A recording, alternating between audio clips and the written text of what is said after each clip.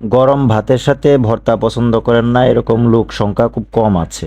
বিশেষ করে আমি এবং আমার পরিবারের সবাই ভর্তা খুব পছন্দ করি। তাই আমি আজকে আপনাদের মাঝে নিয়ে এসেছি দারুণ এক মজাদার ভর্তা। আর আপনিও যদি ভর্তা প্রেমী হন তাহলে অবশ্যই আপনারও এই রেসিপিটি ভালো লাগবে। আর আজকে আমি দেখাতে চলেছি এই ভিডিওতে সামান্য কিছু উপকরণ দিয়েই কিভাবে চাপা শুটকির ভর্তা তৈরি করতে হয়। চাপা শুটকির ভর্তা তৈরি করার জন্য আমি একটা প্লেট নিয়ে নিয়েছি, আর প্লেটের মধ্যে ছোট মাঝারি আকারের 3 থেকে 4টা পেঁয়াজ কেটে নিয়েছি।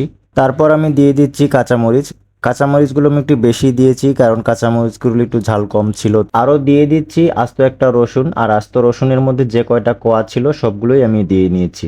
আর এখানে যে উপকরণগুলো আমি দিয়েছি এই উপকরণগুলো আমি একটি ব্লেন্ডারের সাহায্যে খুবই স্মুথলি ব্লেন্ড করে নিব। তারপর আমি নিয়ে নিচ্ছি 25 থেকে 30 গ্রামের মতো চাপা শুটকি।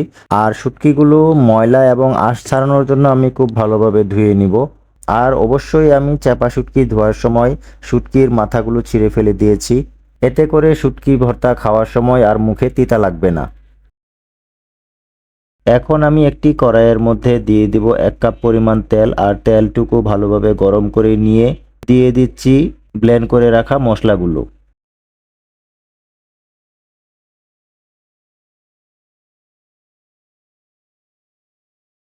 তারপর দিয়ে দিচ্ছি চাপা শুটকি। আর এখানে আলাদাভাবে মশলাগুলো কষানোর কোনো প্রয়োজন নেই। তাই আমি এক এক করে ভর্তা তৈরি করার জন্য যে উপকরণগুলো লাগে সব এক এক করে দিয়ে দিব। এখন আমি দিয়ে দিচ্ছি 1 চা চামচ লবণ, 1.5 চা চামচ পরিমাণ গুঁড়া হলুদ,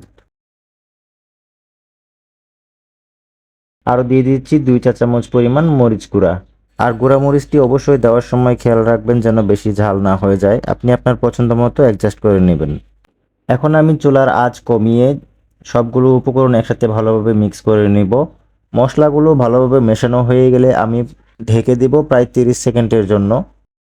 30 সেকেন্ড পর আমি মশলাগুলোর কালার দেখতে পাচ্ছি একটু চেঞ্জ হয়ে আসছে, তখন আমি একটু নাড়িয়ে চাড়িয়ে দেব। আর এই ভর্তাটা তৈরি করার জন্য কোনো প্রকার পানি দেওয়ার প্রয়োজন নেই। মশলাগুলোর সাথে যে পরিমাণ পানি ছিল সবগুলো পানি শুকিয়ে গেলেই আপনার ভর্তা রেডি হয়ে যাবে। এই ভর্তাটা তৈরি করার জন্য আমি প্রায় 10 মিনিটের মতো সময় নিয়েছি। এই চাপা শুটকি ভর্তা তৈরি করার জন্য চুলার আঁচ একদম কমিয়ে নিতে হয় আর বারবার নাড়তে হয়। আর যদি বারবার না নাড়া হয় এতে করে নিচে লেগে যাবে এবং তিতা হয়ে যাওয়ার সম্ভাবনা বেশি।